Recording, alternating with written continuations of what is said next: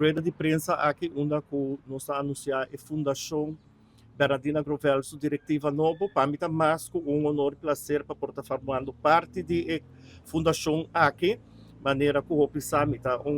sobrinho de Bernardina,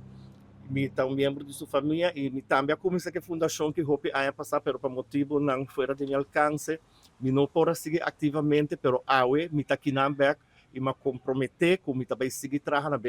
bem-estar de nossa cultura maneira como a permitir nos mama de cultura para que ela faz para nos queda brinca e manter sua memória viva também. Me querer hope conhecer como me gusta trabalhar em ramo de cultura me tá um pouco ausente pero há não como que trabalha atrás de cortina, há hope informação e hope inspiração. E me tá claro para estar ali com não para nós conseguir vai adiante. Para começar que a atividade não conosco como fundação também começa a trabalhar com ela vai estar dia 29 de abril ao venideiro, nós vai ter a primeira fundraising activity, nós vai ter um snacks box aqui na casa de senhora Bernardina Grovel,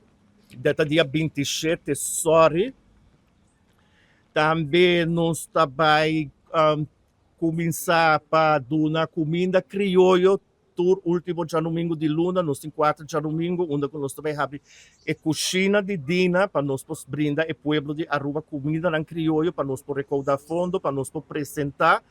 nos grupo Arriba Caminda em conexão com o Dia de Brasil e me também lança o tema de viagem onde o nosso tema também está convente de Sabana de Dina. Nós também está apresentando algo histórico e aqui nós também está apresentando para promover viagem na Aruba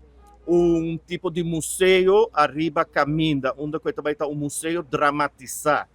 E também com o grupo está acompanhando nosso trás. Também nossa fundação está trabalhando arriba diferentes atividades mas que nós também organizar também tá comemoração com o 15 anos de Caia Bernardina, onde conosco conjuntamente também trabalha para organizar